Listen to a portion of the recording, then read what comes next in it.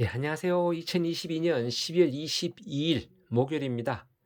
오늘 제가 퇴근하고 이 제초제 관련해서 영상을 제가 만들면서 이렇게 지금 소편으로 하나 더 영상을 찍겠습니다. 어떤 건가 하면 이 제초제를 제가 말씀을 드리다 보니까 특히 친환경 하시는 분들, 무농약 하시는 분들 아마 이런 분들 보기에는 되게 불편한 영상입니다. 왜냐하면 이 제초제 이게 사실 좋은 건 아니거든요. 저 역시 좋은 것 아니라는 것에 동의합니다. 저 역시. 하지만 이제 농사를 짓다 보면 이게 일일이 다 손으로 뽑는다는 거 이게 쉽지 않거든요. 그리고 예초기를 친다는 것도 쉽지가 않고 그러다 보니까 뭐 텃밭 같이 소농 같은 경우는 큰 문제가 없어요. 뽑으면 되니까.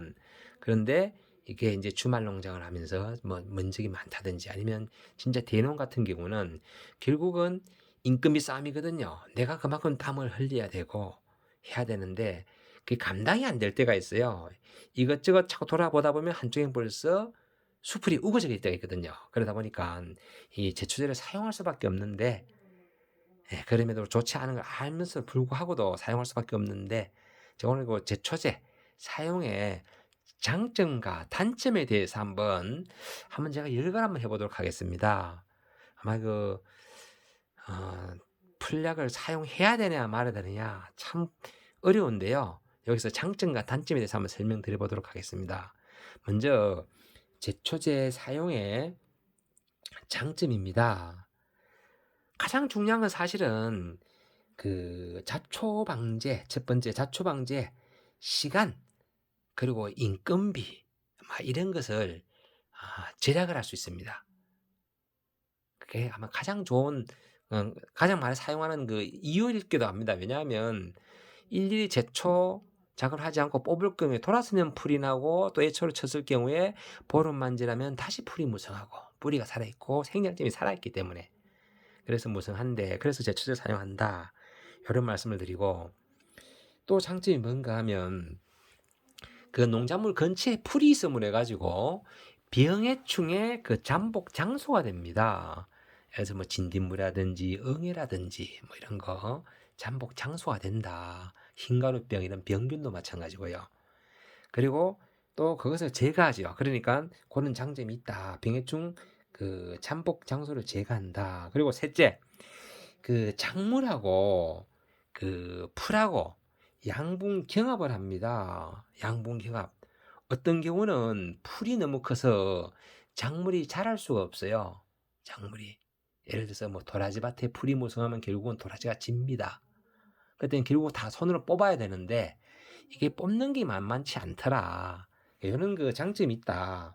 그리고 또 이제 풀을 뽑음으로 해서 작물이 좀 균일하게 자랍니다. 풀이 무성하면 아무래도 그늘이 진다든지 또 양분 경합이 있다 보니까 작물이 고루 자랄 수 없거든요. 그래서 이렇게 제초제 사용을 함으로 해서 그런 장점은 있다. 또 단점은 그건 뭐냐? 이 단점은 그 특히 이렇게 이제 이행형 제초제를 근삼이라든지 하이로드 이런 것들 살포하면요.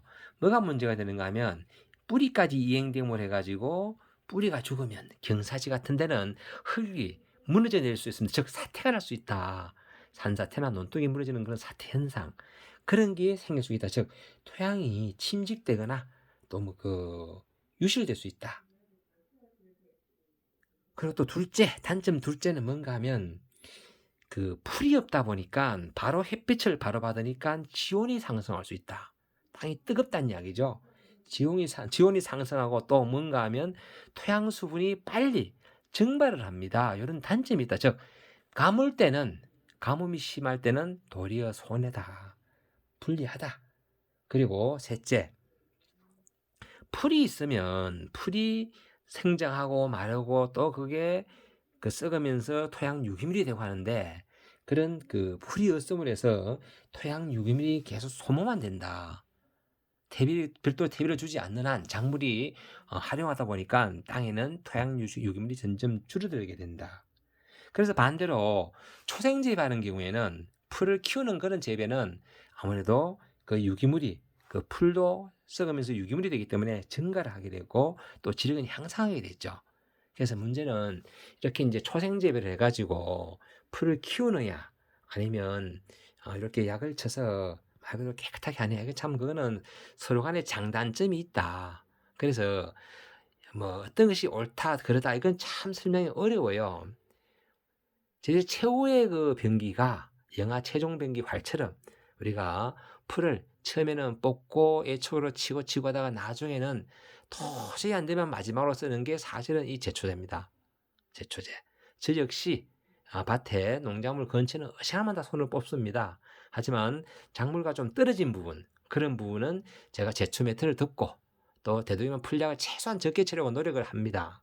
그럼에도 불구하고 풀약이 필요한 시기엔 저도 반칙 같지만은 사실은 풀약을 씁니다. 제가 이야기했잖아요. 저는 늘 이렇게 그 땅에 떨어지면 바로 분해야 되고, 특히 파스타는 지렁이도 살거든요.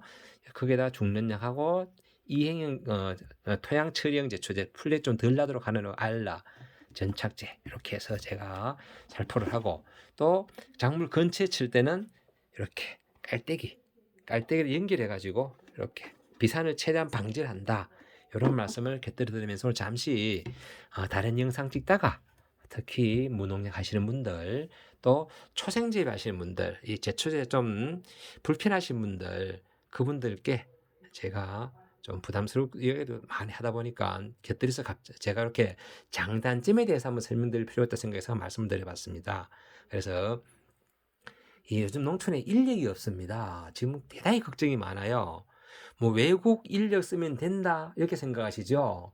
아마 여러분들 지금 베트남이나 중국 최근에 여행 가보신 분들 보시면 이 나라도 잘 사는데 싶을 거예요.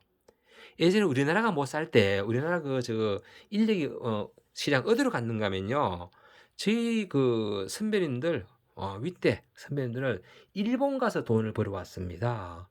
일본 가면요 우리나라보다도 한 3개월 4개월 벌면 우리나라에서 1년 버는 만큼 벌거든요. 3개월 관광비자 끊고 가서 3개월 일하고 들어오면 돈이 만만치 않았거든요. 그런 시절이 있었듯이 지금 베트남이나 이런 데서 들어와 가지고 지금 하시는 분들 지금 이제 많이 안 들어옵니다. 왜? 자국도 경제가 많이 발달됐어요. 앞으로 10년 뒤에는, 지금은 이제 보면요, 그 이제 베트남보다 다른데 더 후진국에서 보통 오거든요. 뭐 네팔이라든지 뭐 이런 데서 오는데, 이제 그쪽에서도 자국 내에서 충분히 먹고 살 일거리가 있으면 굳이 우리나라까지 올 이유가 없습니다. 그러면 우리나라 앞으로 인력 시장 더욱더 힘이 든다. 특히 농촌 인력 심각하다. 지금 코로나 때문에 지금 인력이 안 들어오면서 거의 인건비가 코로나 직전 대비 거의 배 정도 올랐거든요. 그 당시에 8만에서 10만 원 하던 것이 지금은 15만에서 17만 원 합니다. 외국 인력요. 뭐 일의 난이도에 따라서 13만 원쯤 주고 있는 것도 있지만은 그 정도로 인건비가 오르다 보니까 실제 농촌에서 인건비 빼고 농가 소득 참 어렵습니다. 농업 경영이 어려운데 그 와중에 일일이 밭에서 풀을 뽑는다? 그게 쉽지 않습니다.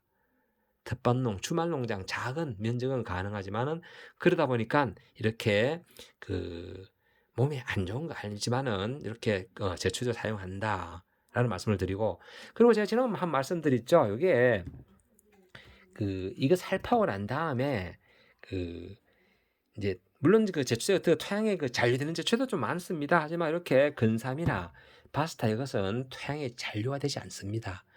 토양 미생물로 바로 분해가 된다. 특히 이런 바스타 같은 경우는 원래 출발 자체가 토양에 있는 박테리아, 토양 박테리아에서 추출해 가지고 거기서 출발된 그런 제초제입니다. 그래서 토양에 잔류가 되지 않고 토양에 있는 생물인 지렁이도 죽지 않습니다. 그래서 저는 대량은 다른 거 잔류 좀 덜 되는 쪽으로 이렇게 활용을 한다라는 말씀을 드리고, 이렇게 한번 제초제의 장점과 단점에 대해서 한번 설명을 드려봤습니다.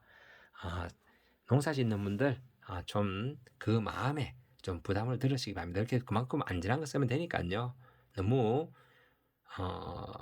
주변에서 질책한다고 해서 부담 가지지 마시고, 또 농사는 어차피 지어야 되는 거 아닙니까? 있는 거. 또 그리고 우리가 농사를 안 지었을 경우에 국민의 먹거리, 그 먹거리에 우리가 일익을 담당한다는 그런 자부심, 가지시고 힘내시기 바랍니다. 오늘도 좋은 날 되시기 바랍니다. 감사합니다.